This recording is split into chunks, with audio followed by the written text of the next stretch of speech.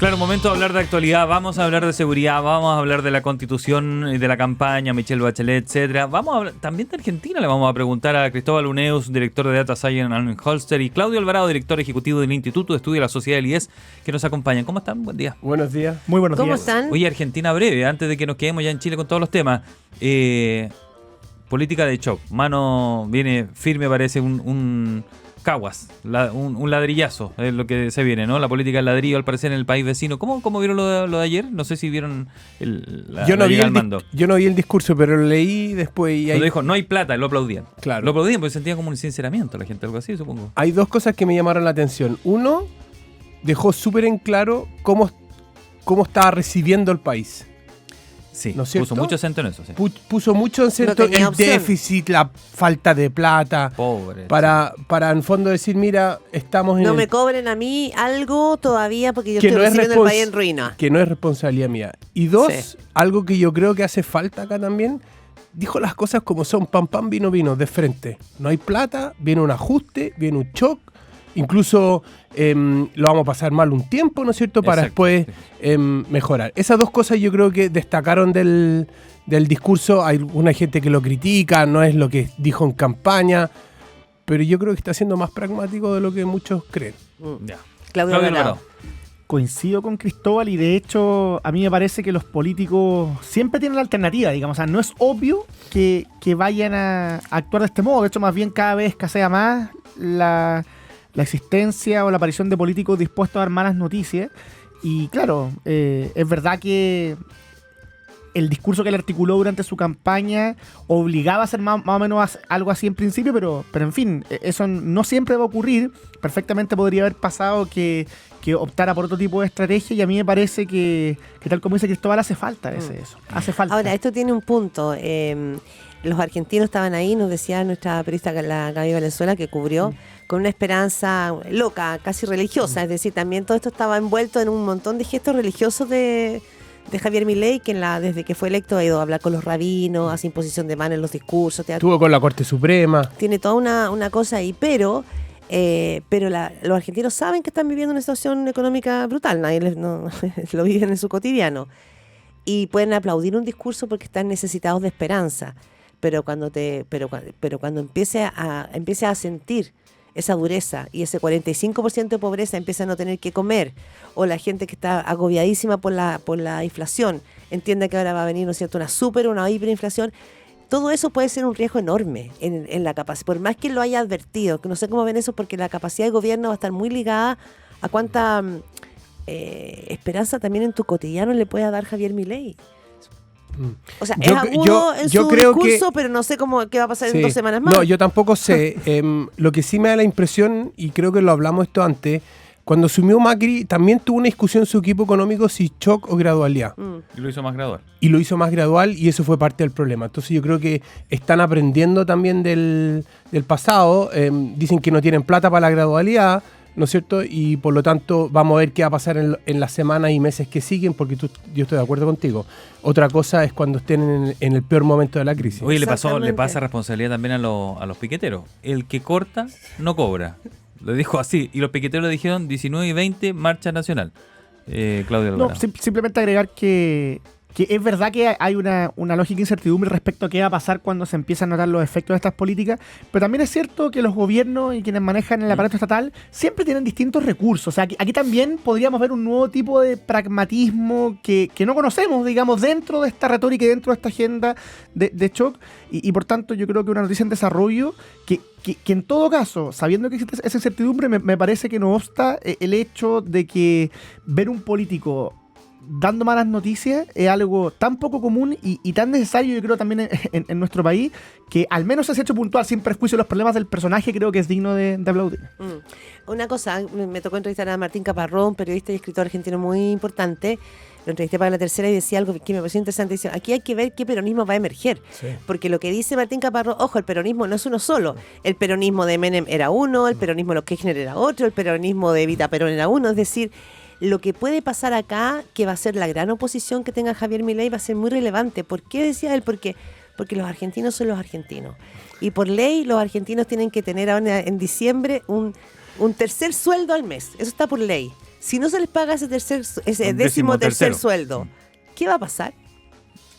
Es interesante la tesis de que peronismo va a emerger. Yo creo que se viene la noche de los cuchillos largos en el peronismo durante mucho tiempo, donde va a haber una lucha de poder en producto de que ahora ya no están en el gobierno, y la gran pregunta es que, como dice Caparrós, ¿qué va a emerger? Ojalá sea algo que le ayude a Milei, ¿no? Dentro de lo posible, ¿no es cierto?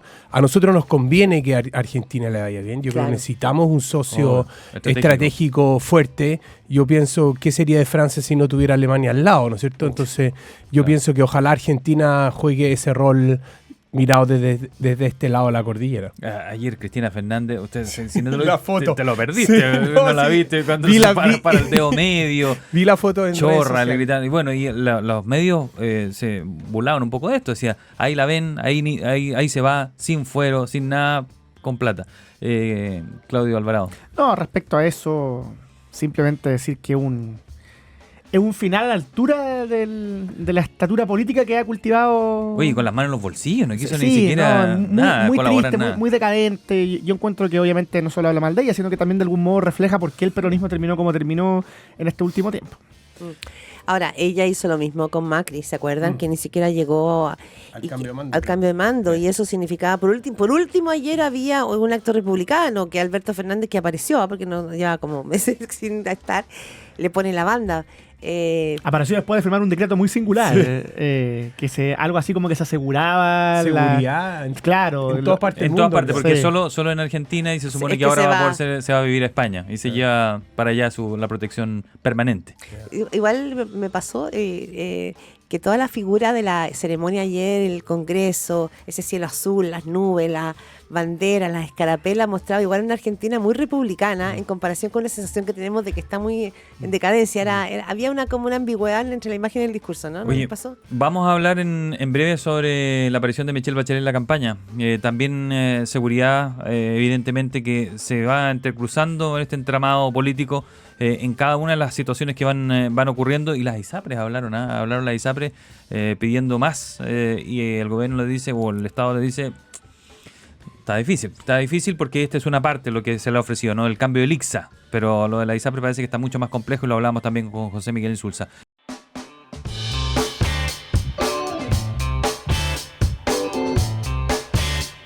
Ocho 34 de la mañana, estás en Primera Pauta y con nuestros panelistas de lunes, como cada lunes. Cristóbal Uneus, ¿cómo está usted? Don Claudio Alvarado, ¿cómo está usted? Ya partimos, pero le hago así para iniciar el segundo bloque. Oye, ¿qué opinan ustedes de esta aparición? Digo, no es que estaba escondida Michelle Bachelet, sino que simplemente lo que hizo es como que tenía una carta, pero abrió ahora, ¿no es cierto?, el naipe completo, y probablemente, lo decía José Miguel Insulza en nuestra entrevista recién, termina convirtiendo como en la figura, el gran rostro del en contra. ¿Pueden mover la aguja? ¿Y cómo ven ustedes esta aparición? A ver, yo creo que no va a mover la aguja. Ya. Ya.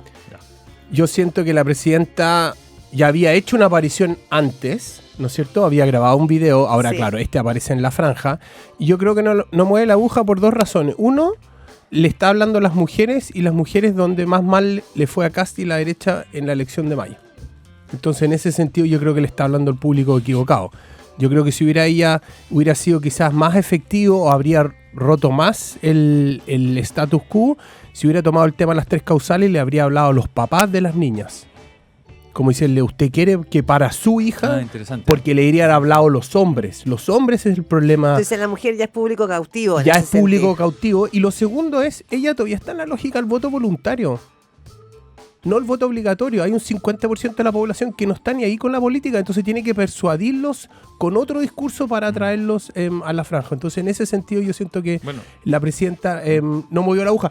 Tampoco movió la aguja la vez pasada, y por lo tanto yo creo que ella quizás se quiere posicionar para lo que puede pasar después. ¿Qué? ¿Candidatura presidencial? Yo no lo descarto, ¿no es cierto? ¿En serio? O sea, Eh, ella no lo descartó. Ella no lo descartó. En una entrevista en CNN respondió de la típica manera en que responden los que quieren ser candidatos, de hecho. ¿Cuál ¿Tú es? dices en la entrevista que dio ahora Paula Escobar? Sí, sí, la sí, del sí. domingo. Claro, cuando alguien no quiere ser candidato lo Dice, deja no, de no, modo no. categórico, inequívoco, claro. Aquí ella aludió a los nuevos liderazgos, si es que aparecen, pero una actitud, yo diría, que rayó en en la transmisión de ganas, si me permite la expresión coloquial. Yo sobre la expresidenta diría dos cosas. Al igual que sugiere Cristóbal, yo también pienso que no va a mover la aguja. Y podríamos discutir sobre los contenidos del video, hasta qué punto sus frases son precisas, interpretables o derechamente falsas, pero yo quisiera más bien hablar del lado político, y esta es la segunda cosa que quería decir. A mí no me sorprende para nada que haya aparecido, o sea, creo que era previsible, primero, porque ha tenido un compromiso muy grande con el mundo de la nueva izquierda, del Frente Amplio. Es como lejos, la mamá. Es lejos, exactamente, es lejos la líder que viene de la concertación, que más los cobijó, digamos. Cuando ella fue candidata presidencial la segunda vez, hubo una relación muy estrecha con ese mundo, llevó a gente al Ministerio de Educación. El año pasado se la jugó por la convención de un modo bien inesperado, dada la fuerza con la que lo dijo, ¿cierto? Habló del texto expresamente de modo positivo, cuando ya estaban todas las críticas sobre la mesa, que no era perfecto, pero se acercaba a lo que siempre soñó. O sea, yo creo que hay todo un historial que permite entender que abrace esta opción y que quiera en el fondo ayudar al oficialismo que está jugado por él en contra. Pero además también está la cuestión de futuro. Y con esto cierro el punto, y es que volvemos a lo que sugirió en esta entrevista con Paula Escobar. El oficialismo no tiene liderazgos claros. Quienes asoman como sus principales cartas presidenciales son personas que están muy identificadas con la gestión de este gobierno, con todos los problemas que ha tenido en términos de gestión y desaprobación. Y bueno, quién sabe si Michelle Bachelet está pensando, o bien ella, o bien su entorno, que ella es la persona que puede emerger y ponerle algo de competencia a una elección que sobre todo si es Evelyn Matei. Oye, Claro, pero exactamente. mira lo que acaba de decir Cristóbal y lo que tú complementas, Claudio, puede ser quizás contrario a lo que se busca, ¿no? Que ella fuera muy relevante en la campaña. Dicen que no va a mover la aguja y estamos hablando de qué rol va a jugar Bachelet en la política posterior. Es decir, estamos hablando de Michelle Bachelet, no estamos hablando del contenido de la campaña. Eso es lo primero que me llama la atención. Claro, sobre ¿Sí? eso hay una reflexión interesante, aunque todo esto es noticia en desarrollo, ¿cierto? El domingo vamos a ver bien, pero ¿hasta qué punto podría tener el efecto contrario al buscado su aparición? Porque dentro de una elección en la cual no hay clima de campaña, en la cual mucha gente no sabe por qué votar, yo intuyo que al comando de la favor no le desagrada demasiado que la opción en contra se asocie a Michelle Bachelet, digamos. ¿No? ¿Crees tú? ¿Cristóbal? A ver, yo creo que el video está más pensado para el 18 de diciembre que para el 17. ¿No es cierto? Porque las encuestas muestran claramente una opción con mayor probabilidad en contra. Cualquier cosa puede pasar en esta semana, ¿no es cierto? Y por lo tanto yo creo que la pregunta, al menos la que yo me hago, es qué va a pasar el 18 en el oficialismo. El gobierno va a poder retomar el rol de la agenda. ¿De qué va a hablar? Claro, y las elecciones municipales están a la vuelta de la esquina. Pero ustedes tienen duda que no tiene que ser delincuencia, narcotráfico lo primero y, no sé, supongo pacto fiscal, lo irán a sumar después como prioridades que tenga que tomar el gobierno, pase lo que pase. Lo que pasa es que seguridad tiene retorno muy en el largo plazo. Yo creo que la gente ya no está convencida que aprobar las leyes soluciona algunos de sus problemas. Entonces, seguridad siendo muy relevante y muy importante, no sé si va a tener réditos de aquí a las municipales. ¿No es cierto? Yo veo peligrando el pacto fiscal, o mucho más chico de lo que empezó. Y queda el tema de pensión y el tema ISAPRE, y con la ISAPRE, con la declaración de ayer, ¿no es cierto?, casi desapareciendo. Entonces yo creo que el problema del liderazgo y las prioridades, no sé cuáles van a ser el 18, y yo creo que quizás ella ahí va a tratar de jugar un rol articulando ese acuerdo más político en el oficialismo, que yo siento que hoy día no existe. Porque además hay que pensar que si llegara a triunfar la opción en contra, como sugieren casi todas las encuestas, es una victoria que igual es difícil e ingrata para el oficialismo, digamos. O sea, hoy día... O sea, no es de celebración, dices tú. Yo tengo la impresión que no, porque hoy día sus principales liderazgos están abocados a promover esa opción, pero más bien para descartar la contraria. Claro. Que aparezca o sea, el oficialismo. pierden igual, porque en el fondo es una constitución por la que ellos lucharon para sacarla. Claro. Pierden igual. O sea, de celebrar que quedamos de mismo. Sí, pero ¿no? Complementando con lo que dice Claudio, yo creo que una manera de interpretar la elección de septiembre y esta elección es que la gente no quiere una nueva constitución. Claramente. ¿No es cierto? Y por lo tanto el mensaje a la clase política es: por aquí no va el camino. Yo creo que después de esto, si el en contra gana por más de 10 puntos, ¿no es cierto? No le veo posibilidad, no sé, en los próximos 20, 25 años este tema reflote. Porque ¿Tanto? ¿no? Claro, porque en el fondo... Digo porque hay ciertos grupos que quieren hacerlo está mucho bien, antes, por está bien, 2030. pero o una menos. cosa es Pero lo que que la- ellos quieran claro, y otra cosa es lo que la gente está dispuesto a aceptar y el voto es una señal Sí, súper clara. La criteria, hecho- la criteria muestra que está muy abajo en De el hecho, tema eso es parte del problema, constituyente. eso es parte, yo creo, del problema del oficialismo. O sea, si ganan Ya. la opción en contra, el oficialismo va a semi-celebrar con incomodidad porque es la mantención de la constitución vigente, pero obviamente van a haber liderazgos que van a intentar revivir este tema. De hecho, toda la semana aparece alguien diciendo no, plebiscitemos el texto de los expertos, no, este gobierno no, pero mañana sí. Pero el problema es que esa agenda va a chocar con la realidad que sugiere Cristóbal, digamos. Y la realidad que sugiere Cristóbal, que me parece bastante evidente, es que con independencia del resultado, pero sobre todo si ganan la opción en contra, va a haber una presión muy fuerte por focalizar toda la agenda política en la urgencia social, en las cuestiones que más preocupan o angustian a la gente en su vida cotidiana, y es una cancha que es muy incómoda para el gobierno, para el cual tiene dificultades para reaccionar. Oye, Y ahí, perdón, ¿Cristóbal? complementando lo que dice Claudio, lo que haya pasado en la derecha es clave. ¿Por qué?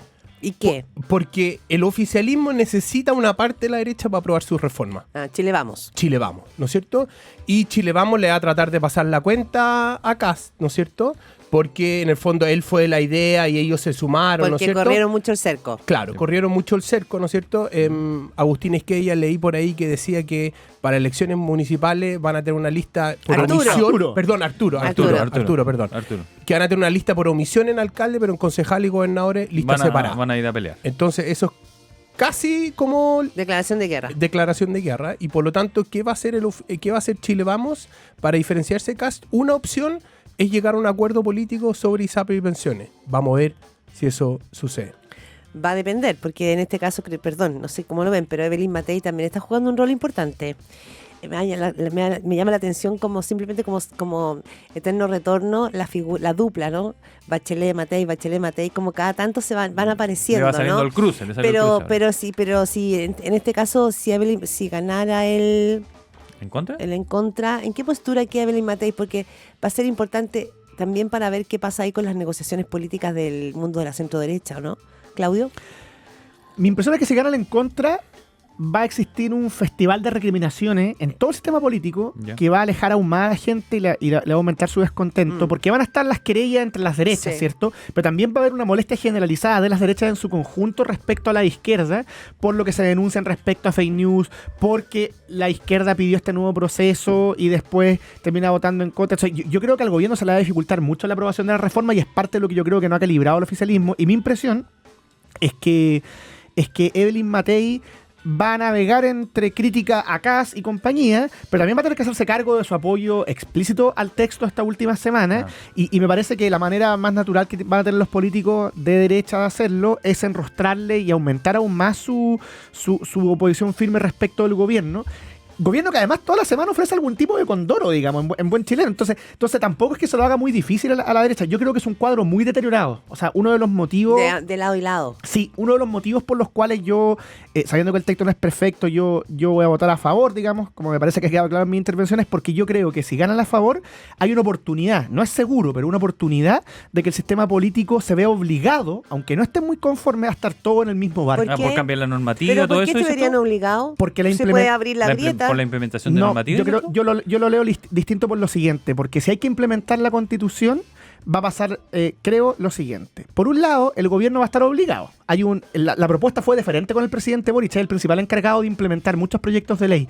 Y el presidente Boric, probablemente él y sus fuerzas, si es que ganara a favor el domingo, van a estar enojados, ¿cierto? Triste, pero pasados los días le van a poder decir a la derecha, oye, ustedes promovieron el a favor, háganse cargo de esto, estamos todos en el mismo barco implementando. Claro. Entonces yo Cristóbal veo Uneus. una oportunidad de mejora si ganan a favor, si ganan en contra, un deterioro aún más agudizado que lo que tenemos ahora. No, si gana a favor, se acaba este gobierno, ¿no es cierto? Porque tienen que pasar 30 leyes, la ISAPRE, las Sería el tema pensiones, prioritario. Sería el tema O sea, prioritario. quedan con 2 años por delante. José Antonio Kast aumenta sus probabilidades de ser el próximo presidente de Chile, ¿no es cierto? Ya. Y y claro, va a ser un cuadro muy complejo para el oficialismo. Oye, Cristóbal Uneus y Claudio Alvarado, permítame cambiar al tema de las ISAPRES, que ayer hablaron a través de una declaración pública donde piden al gobierno acciones concretas para evitar el colapso. Dicen que es incomprensible que no proponga una verdadera solución al tema que están viviendo porque ellos van a volverse inviables, dicen ahora, desde ahora en más, desde enero en adelante, con fecha de vencimiento, aproximadamente marzo. El gobierno hoy día ingresa el proyecto para cambiar el ICSA y que se puedan actualizarse los planes antes, pero dice, eso no basta. Pero por otro lado, el MinSal responde, dice que esto es parte de un proceso más largo y José Miguel Insulza va más allá y dice, oye, tuvieron la plata, se la gastaron, le repartieron utilidades y ahora tenemos que solucionar nosotros el problema, el gobierno. ¿Cómo lo ves tú, Cristóbal y Claudio? A ver, yo creo que este es un problema que se sabía hace 5 meses o más, ¿no es cierto?, cuando apareció el fallo y el gobierno se ha demorado en la solución. Yo distingo que aquí hay dos problemas. Uno es las ISAPRES dicen, y uno quizás ve los balances y se ve complejo, ¿no es cierto?, que tienen que volver los $1.000 millones o no sé cuánto va a terminar siendo menos ese. 12%, dicen ellos. Y después está producto de la baja de la prima GES, ¿no es cierto?, sus ingresos caen en un 12%. Esas dos cosas son separadas. Sí. Y por lo tanto, el problema es cómo tú aseguras que devuelvan la plata, pero también puedan sostenerse porque sus ingresos están cayendo. Las ISAPRES dicen, yo no voy a poner aumento de capital porque no sé cuáles son las reglas del juego que me van a poner. Plata Entonces, perdida, por así decirlo. no, y no solo, claro, porque no saben si ponen la plata, ¿Para qué? pagan y después Se quiebra quiebran todo. igual. ¿No es cierto? Entonces el gobierno tiene un problema de credibilidad con las ISAPRES y la pregunta qué es lo que va a hacer. Claro, ¿no es lo que cierto? decía el senador Insulza, perdón, Claudio, era que tampoco esto se trataba de hacerle un salvataje, que es la palabra que viene también rondando la situación de las ISAPRES, y lo ha dicho el presidente, como que no van a salvarlos tampoco.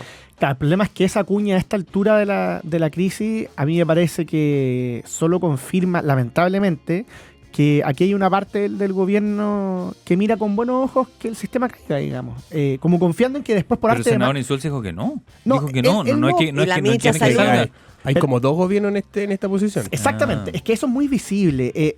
Un ejemplo a propósito de los dos gobiernos, incluso dentro de los ministros que se suponen un poco más moderados, ¿cierto? Ayer o anteayer le preguntan al ministro Marcelo en una entrevista en prensa sobre la cuestión de la mutualización, Sí. que era un componente Que la clave descartaron. del acuerdo transversal. De la comisión técnica. Exactamente. Sí. Y él no quiere profundizar. Dice algo así como esto se está discutiendo, no quiere profundizar, como que elude un poquito. Hoy día le pregunta a una radio amiga, la ministra de Salud, sobre el mismo tema.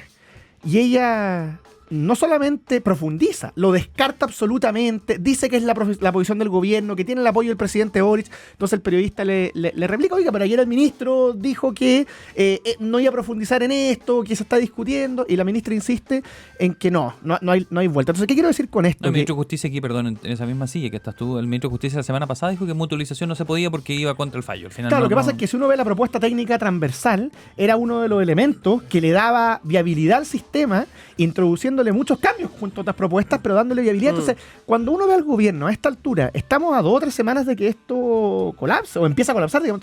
Entonces, si es que no hay una decisión clara de darle viabilidad al sistema, yo creo que lo que estamos viendo es algo así como ha sugerido el ministro Mañalich, una reforma de facto.